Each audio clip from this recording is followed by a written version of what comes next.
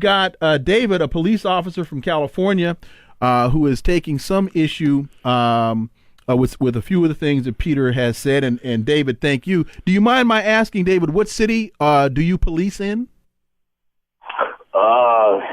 Okay, let me ask you this. Is it Northern California or Southern California? Excellent question. Northern California. Is it urban or rural? That's another important question. No, David, understand, I'm asking, see, I'm from Sacramento. So and I've spent a lot of time in Oakland, and so I spent a lot of time in Richmond, So the sensibilities of an officer in Richmond, because of its urban, or Oakland because of their urban nature and the economic issues there, are going to be different for a cop who's in Davis, Woodland, or Fresno. Oh, no, not Fresno, or Sacramento. So that's why I'm just trying to get a sense. Correct, but let me put it this way, because you're pretty good. You're going to make me engage, and I don't need to at that. Oh man, I'm going to arrest you if you don't answer my question. Let me say this: I'm very familiar with the areas you're talking about. Right. And we'll leave it at that. Okay. I think you'll be able to figure that one out. Okay. So let's say this. All right. Let's say this. As far as what your guest was saying about being safe, he's absolutely right. As a police officer, that is my first focus for me to stay safe. Sure. My second focus is for that person I'm dealing with to stay safe. And that's my point. We're talking about dealing with, in my opinion, reasonable people and unreasonable people. I'm saying that officer. I don't have an unreasonable need to be safe. So that's why I'm not going to go out there and shoot someone who said, I have a concealed carry permit. I say reach for it, and I shoot them. I'm not going to do that. The things I'm saying, again, understand, I'm a conflicted man these days, 20 years. I'm sure. I'm a police officer who grew up in the ghetto in the hood. Trust me on this. And I don't, like I said, I don't want to say too much, because anybody listen, they'll be able to figure me out. So wait a minute. So I'm going to ask you, how much time have you spent in Sobrante Park? Not much. I'll put it that way. Okay. That's an open. I'll put it this way. Okay. So I don't want to be too glory based. I actually grew up in Southern California. I grew up in Compton. Okay. I started my career up here. Okay. So I'm very familiar with police. Okay. And like you said, I probably said too much, but I think this is important. I need this to be put out. The bottom line is, what we're dealing with is we're dealing for these officers who are involved in these shootings and the people that are the focus of this topic. Let's face it. Let's throw it out there. These people are unreasonable.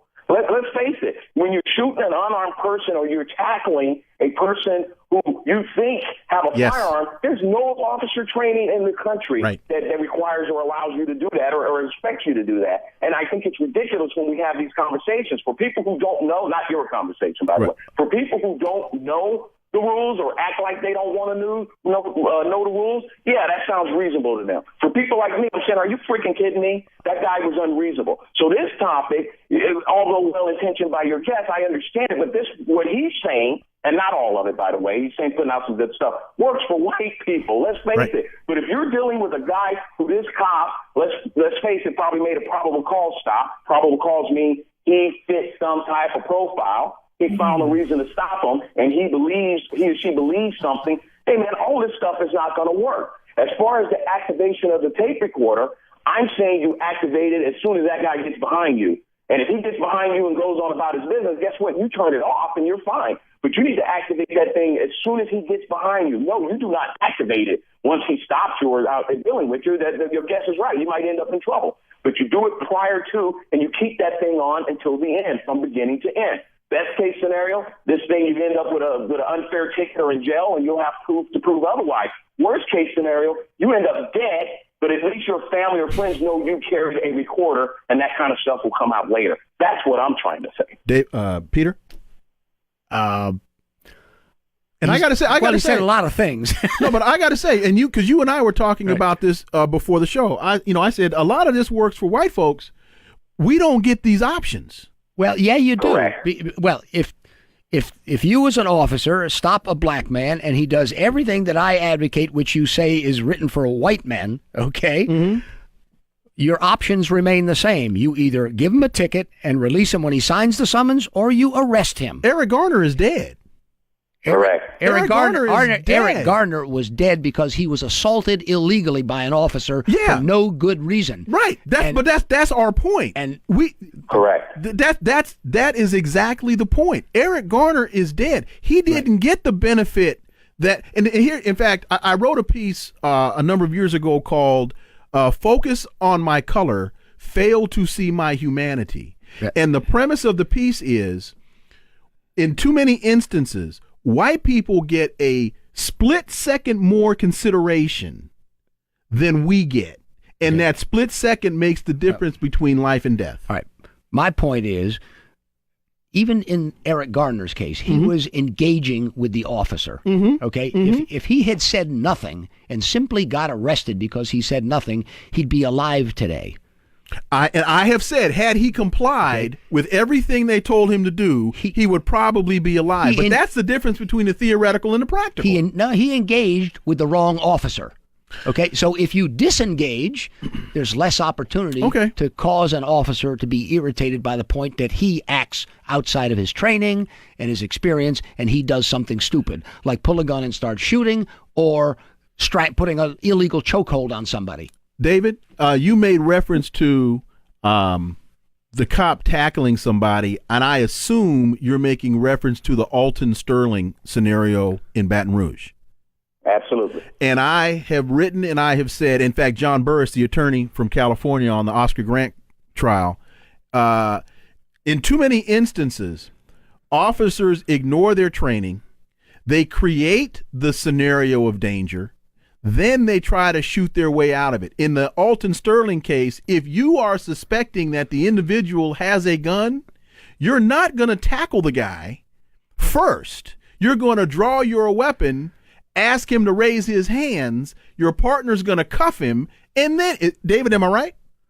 You are absolutely right. You cannot, I say this to young officers all the time, you cannot create an exigent circumstance. If the car is fleeing and you're on foot, if you can get out of the way of the car, you get out of the way. You don't stand in front of the car and open fire on them. A perfect example. Oh, Clint Eastwood does.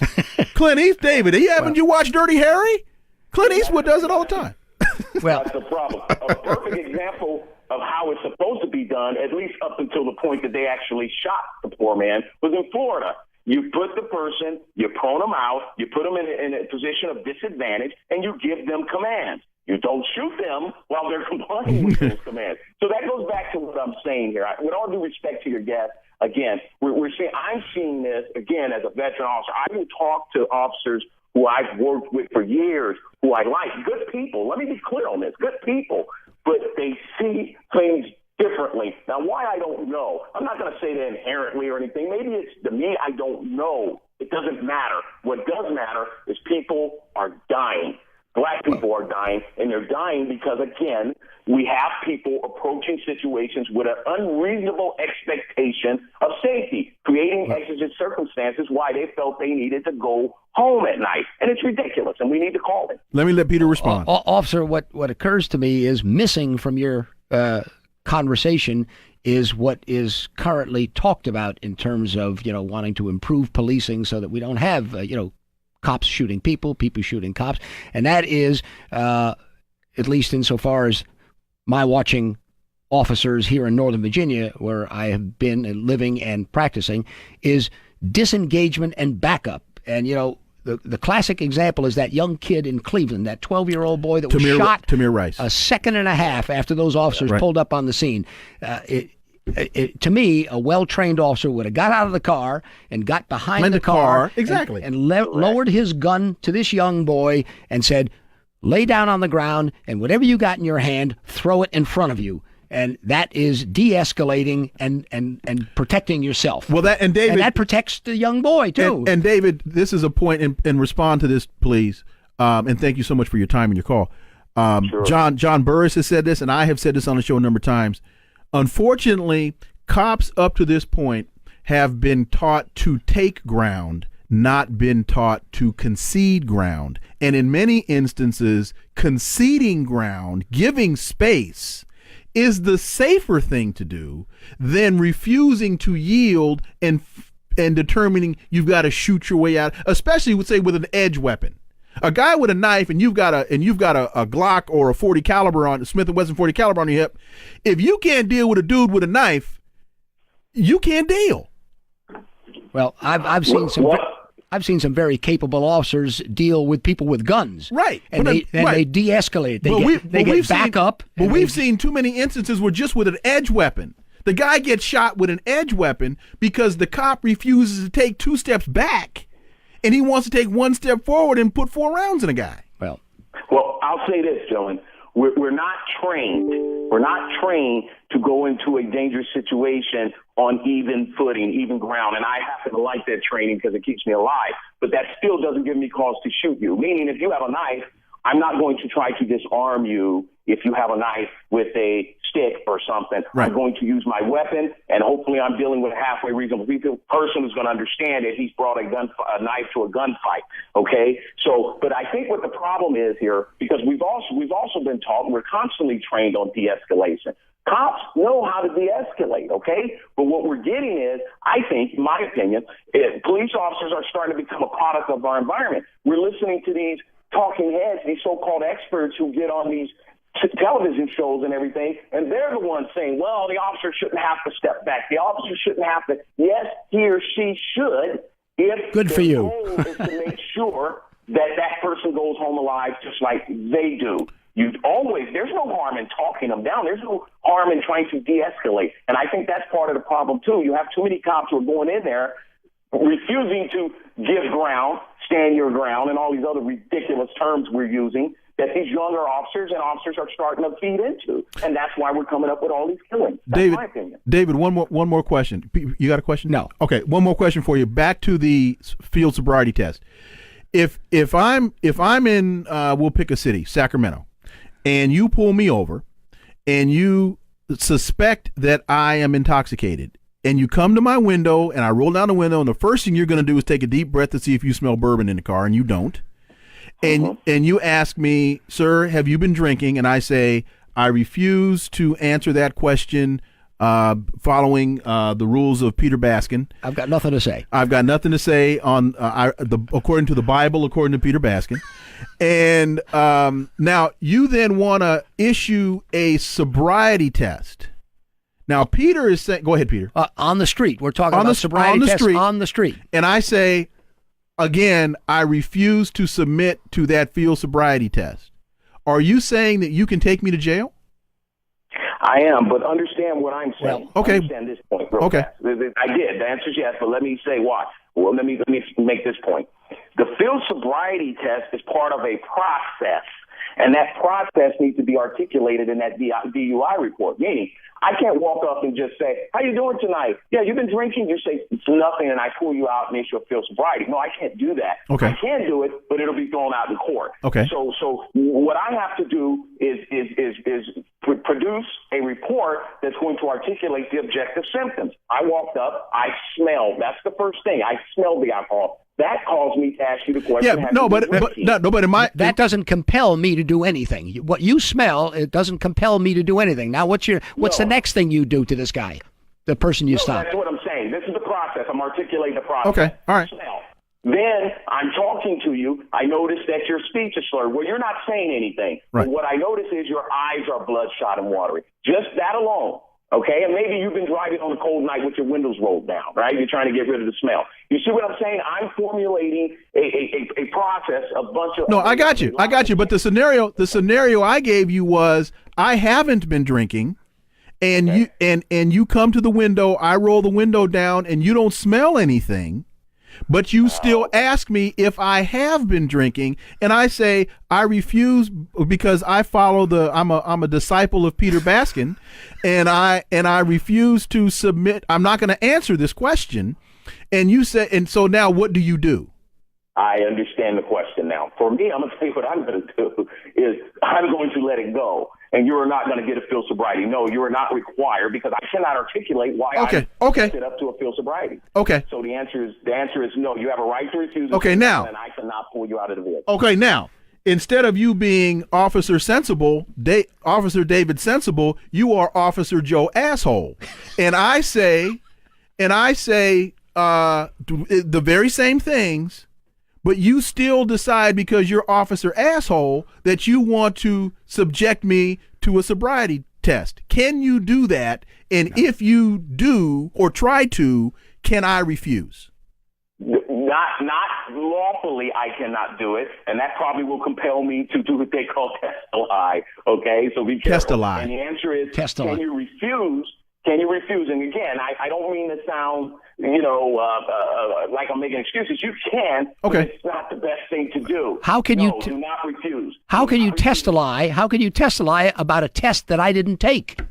Correct. That's what I'm trying to say. Remember what we're talking about here. We're talking about unreasonable Cops. officers. Right. The term, let's use the term that's used more commonly rather than asshole. Okay. Contempt of cop.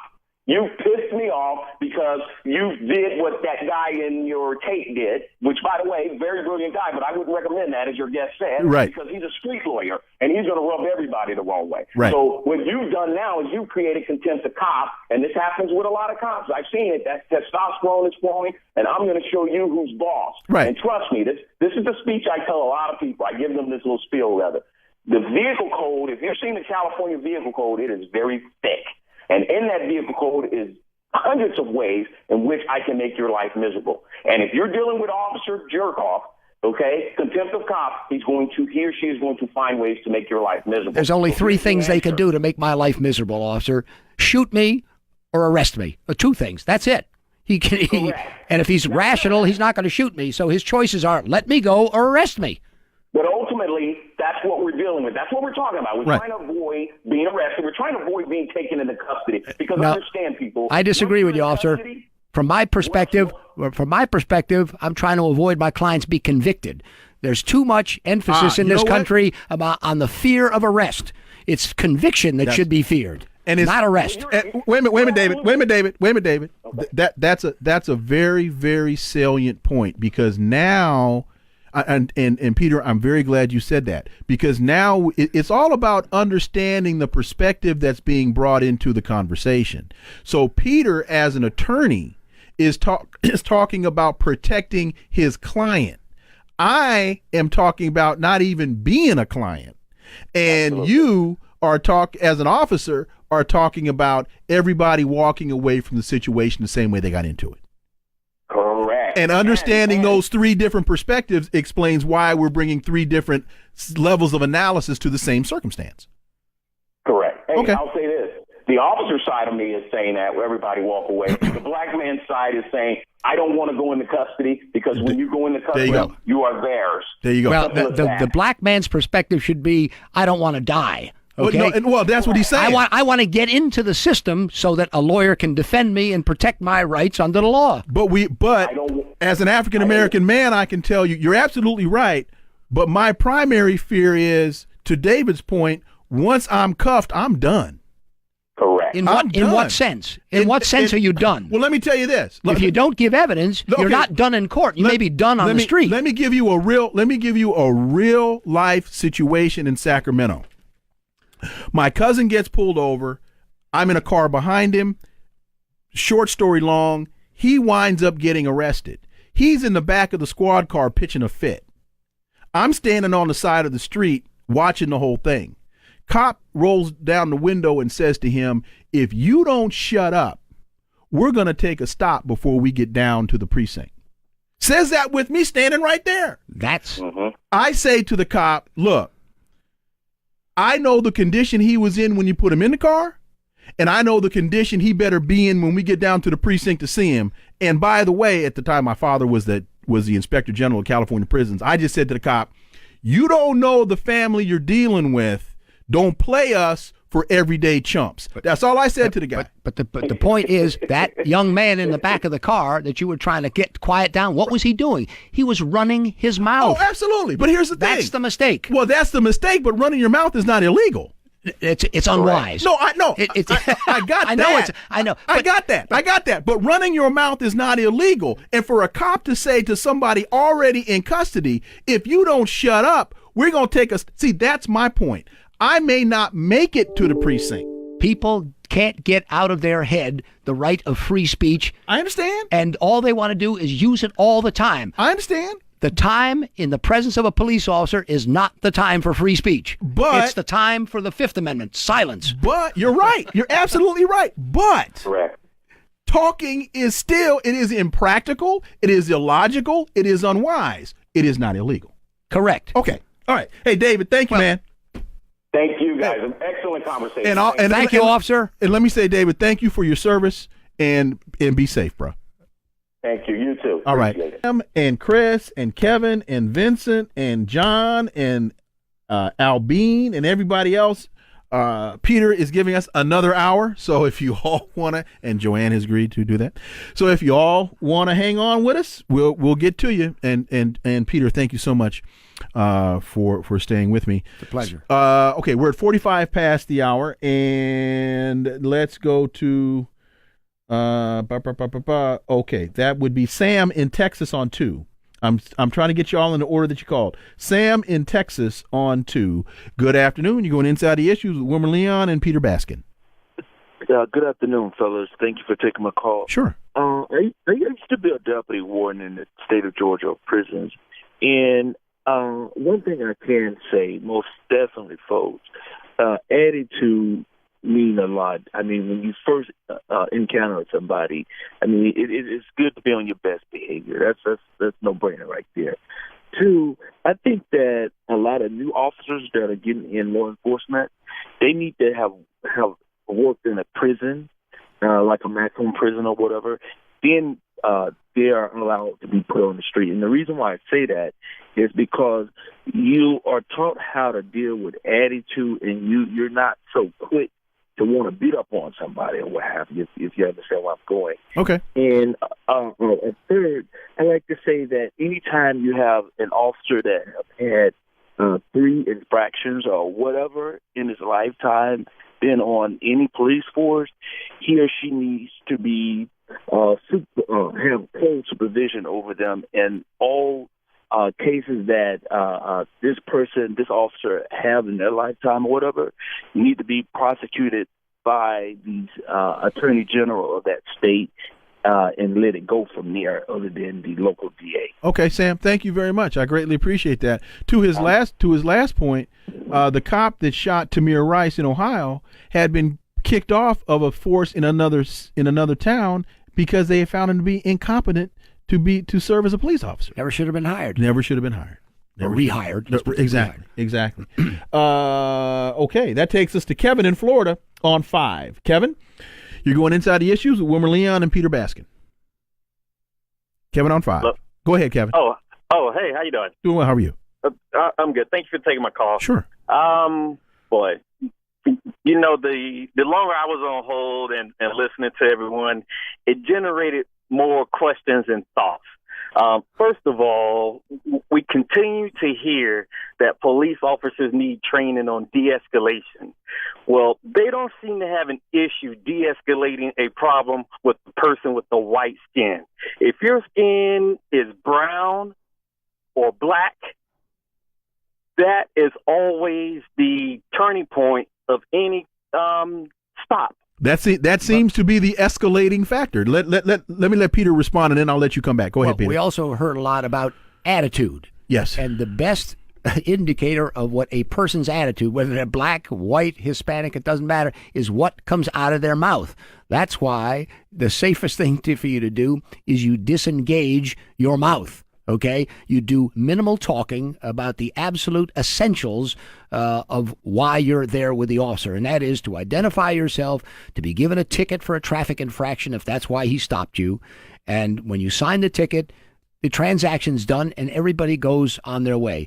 If you start talking and starts challenging the officer, baiting the officer, you can't do this to me, I got constitutional rights, you start doing stuff like that, you show an attitude that he probably resents. But Peter, what I still think you're missing is that as an African American, if we follow the book of Baskin, and I am a disciple of Peter Baskin. Right. If I follow the book of Baskin, my pushback, as legal and as calm as it is, as an African American, in many instances, not all, but in many instances, is still going to be misperceived.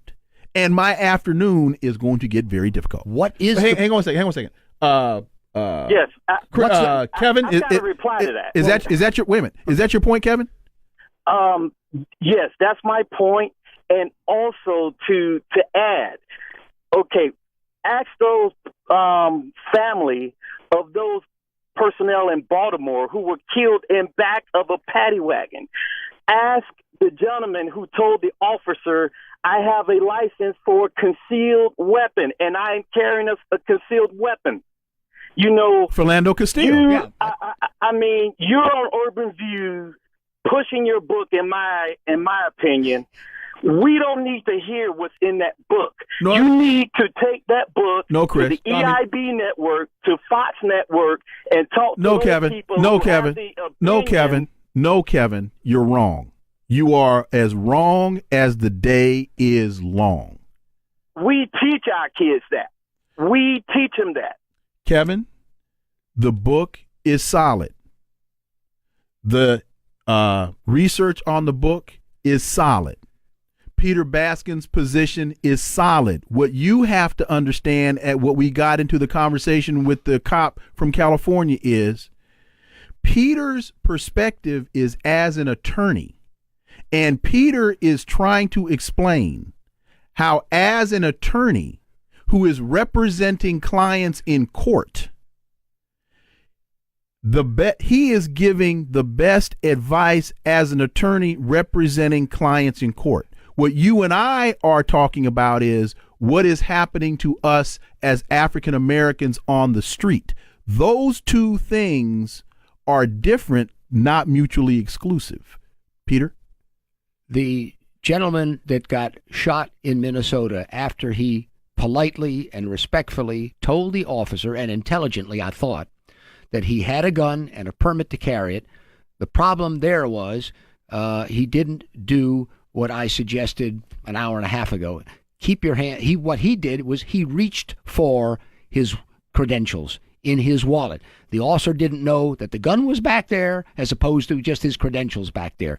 He knows the man is armed, looking at it from the policeman's perspective, and if you listen to me and hear what I'm saying, it has nothing to do with the race or the gender of the person. He happened to be a black man, okay? Mm-hmm. But the facts remain. He told the officer he had a gun. He took his hands off the wheel and moved them to a place where the officer couldn't see them. Okay, and that's what got the man shot. But I will say to wrongly, you, he's dead. I will say to you, Peter, that in that video and in other scenarios that I have seen, that in too many instances, when white cops walk up on African Americans, because of the designation of ethnicity, there is a sense of fear. Absolutely. That they don't have in dealing every day with white people. I agree. And I believe that if Philando Castillo had been named Peter Baskin, Philando Castillo would probably not have been shot. Correct. Because that cop would have given Peter Baskin an additional moment of consideration before he pulled that trigger. Well, let me ask you this. What do you think would have happened if he had done what I'd said? I said, officer, I have a gun. Oh, he probably... And I have a permit for it, and my hands are not moving from this wheel. What would you like me to do now? He'd be alive. You're right. I think. You're right, except his girlfriend said to the cop, you shot him. He was doing everything you told him to do. That's correct. So if he's doing everything, if Philando Castillo is doing everything he's told to do, what else can he do but what he was told to do? It was just a convergence of bad circumstances by an officer that was on edge, maybe because Mr. Castillo was a black man. Well, and why did he get stopped in the first place? Because of the width of his nose. That's what the cop said. I pulled him over because of the width. Are you kidding me? No. Is that what he did? That's what he said. The initial report was tail light out. What came out subsequent was because of the width of his nose, he fit the description of a robbery suspect we were looking for. He should be prosecuted criminally. That officer should be prosecuted criminally. And you can verify. That's what I'm telling you is Is true. I assume that what you're telling me is true. And It is. Taking it to be true, that officer ought to be prosecuted. Let's go to 6. Vincent in New York on 6. And Vincent, hey Vincent, you there? Yes, I'm here. Let me also just ask my audience to note something. We're having an intelligent conversation, even though not all of us are agreeing on all of the issues being discussed. That to me is what makes inside the issues. Go ahead, Vincent. Okay. Thanks for taking my call. Sure. Now we're going to hang up on you. And I agree with a lot of what Mr. Baskin is saying. Mm-hmm. I tuned in actually when the officer was on the line with you guys earlier, Mm-hmm. so I didn't hear all the whole conversation. However, one of the things that I feel like he missed, which is very important, you brought up a scenario. No, who missed what? I'm sorry, the police officer, Okay. David. I'm sorry, I didn't get his name. No, David. Okay, I just want to be sure which pronoun, who fit the pronoun. Go ahead. I'm sorry, yeah, absolutely. One of the things I think that officer missed that was very important when you gave the scenario of somebody being pulled over and refusing to, adhere to a field sobriety and so on, was when police officers, I myself in law enforcement, so when we stop a car, when that vehicle is stopped, it's detained at the moment because of vehicle and traffic violations, and which is the right way to do it. I understand that people do it the wrong way. The right way is I saw that vehicle, violate vehicle and traffic law, which is why the vehicle is being stopped in the first place. So in that scenario of someone being potentially under the influence, the first thing to note is that they are being detained because their vehicle was they were violating the law while driving their vehicle, whether it's a taillight out or cross a double yellow line, et cetera, et cetera. So it's a very important factor to even approaching the vehicle in the first place and establishing a means for why I'm stopping this person under the suspicion that they're under the influence of alcohol or whatever. That's not why you stopped them, because you don't have any clue. You stopped them because he didn't give a turn signal, or his tail light was out, or he crossed the line without a signal. That's what I'm saying. That's exactly what I'm saying. Okay, the reason I stopped them is for the vehicle and traffic law violation. Exactly. Those violations can also lead into your establishing of, is this person intoxicated or not? Correct. Several times over the line, failure to signal, et cetera, et cetera. Those things may give you the idea that something is either wrong with this person, or that they're under the influence, or maybe they're just a bad driver. Yeah, sober people do the same thing. Well, in fact, let me do this. They're a bad driver. Let me do this. Let me just quickly interject. I was watching Cops last week, and they were pursuing a guy who was driving recklessly, and as the cops are pursuing this guy and they're talking to each other, it's he's drunk. They have no way of knowing that. But that's what they were saying. And when they pulled him over and they got him out of the vehicle and he's seated on the ground and in cuffs, what they find out is he's diabetic. Right. Okay. And he was in the midst of going into a diabetic shock because he hadn't taken his insulin. And that's a very important point. Like I said, it's just things to help you potentially establish a cause for what's going on. It's not a conclusive statement, and it's unfair to say that the person is drunk or this, that, and the third. But, you have to take into account that once your vehicle is pulled over for those traffic law violations, the vehicle is detained at the moment. And what Mr. Baskin is saying, although I think it's very important, and I think everyone should hear what he has to say, it doesn't always apply to everybody. And I'm saying that as a black law enforcement professional, it's unfortunate that a lot of guys don't apply that to everyone. I think it's entirely wrong because, like you said, that guy's in diabetic shock. You don't know what's going on, and you assume he's drunk, and things go wrong. That's not right. But it doesn't work for us as black people. Unfortunately, why that whole I'm not going to say anything, blah blah blah. Why doesn't it? Why doesn't it work for you? Because too many white cops take my calm response following the Book of Baskin as being pushback that they're not going to take from a black guy. Okay, well then what's his alternative? Arrest you. Or take me out and kick my ass, which is what happens. Well, if he's got a body camera on, he's not going to kick your ass. But now that's a different conversation for no reason. But that's a different conversation. It's coming. But wait a minute. What happened to the gentleman in Baton Rouge? Oh, the cameras fell off during the scuffle. Well, 2 of them. yeah, but there was an eyewitness in the store that said he wasn't going for his gun. Right, but those officers ought to be prosecuted too. But wait a minute, Peter. Joanne, request permission to treat the witness as hostile. Had there not been the bystander with the video camera, and had the guy in the convenience store not been as willing to go against the police as he was, now we're dealing with 2 cops that, in my opinion, Murdered somebody and turned their cameras off. Because what's the likelihood that 2 cameras on 2 different cops are going to fall off in the midst of a scuffle? Well, there's a lot of that going on. That's why cameras is not simply the answer. But it's better than no cameras. Well, but Peter, that's not our discussion at the moment. At the moment. All right. Hey, where are we here? Vincent? Who are we talking to? Oh, did he go? Oh, did he? Okay, hang on, Vincent. I'm not gonna miss this break. We're at 59 past the hour, and Peter Basket is my guest, and giving me 2 extra hours. Thank you very much, and Joanne, thank you very much. A toast to silence. Avoid becoming another victim of deceptive police tactics by knowing when and how to use the power of silence is the book. Peter, you were making the point just now about, and again, we have to reiterate the perspective of the book. As an attorney, you have written this book to help your clients win their cases in court. Correct. They help me win their case in court. Why? By not giving the police evidence. Because that's what the system functions on. In the criminal law system functions on evidence provided by a policeman in the courtroom.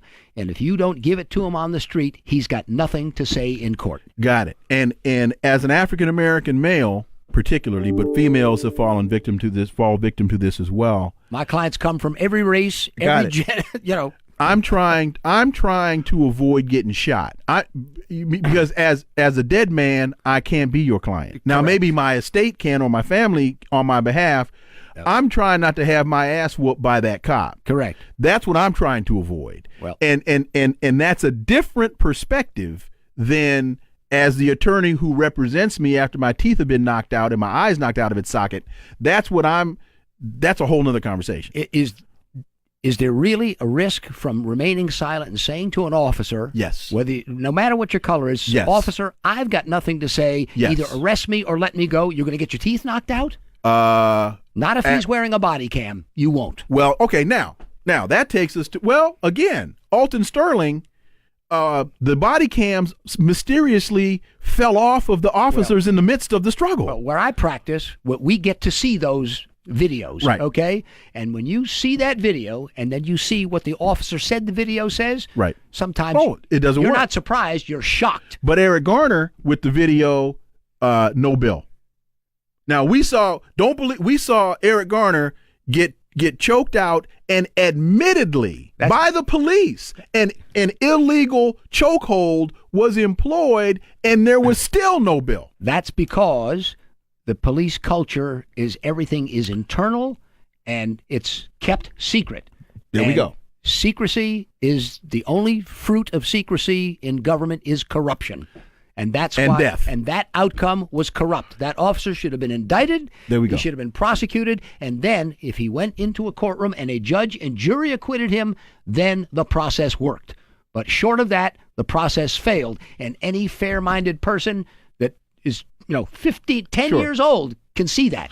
Now, before we go back to the phones, the point about in North Carolina, the governor just signed a law that's making it more difficult for the public to access the video from video cameras, and the reason that they used were privacy concerns. Well, my answer to that is police work in public is by definition not private. Exactly. So it's just an impediment to getting done what needs to be done, and that is universal body cams on police officers. And their response to that point is yes, but in the situation of a domestic violence situation where the cops come into the home and they got other people in the home, or they're always giving you when they come one-offs as to why the privacy issue should hold sway. Well, the secret to understanding anything is to define your terms. Right. In the example you just gave, Mm-hmm. okay, when an officer goes into a house, he's no longer in public. He's in private. So Got I it. understand that argument. Right. But you can't carry that argument over into the street. That's correct. Except that when the cop comes into the private residence and dealing with a police matter, and I'm sitting at the table having dinner, and he puts a round in my chest because he mistakes my glass of Chardonnay for a weapon. Again, that's bad judgment. That's so bad that it's criminal on the part of the officer. Right, but my point is whether he shoots me when I'm standing on my stoop or whether he shoots me when I'm sitting at my dining room table, I'm still shot. Correct. And the evidence of such needs to be public. Yes. Now we can blur out the other people in the room. I mean, there are a number of things that can be done with that video to protect the privacy of those that aren't directly related to the incident. Right. But just the fact that it's in a private residence does not mean that the video should be concealed. That is a work in progress. That's right. something that needs to be worked out. But when you're on the street, and that's what the book is oriented toward, law enforcement, and primarily of driving while intoxicated cases, because they are 10% of the criminal business in the United States. Okay. Let me check here. What happened to the caller at the top from the last? Was he gone?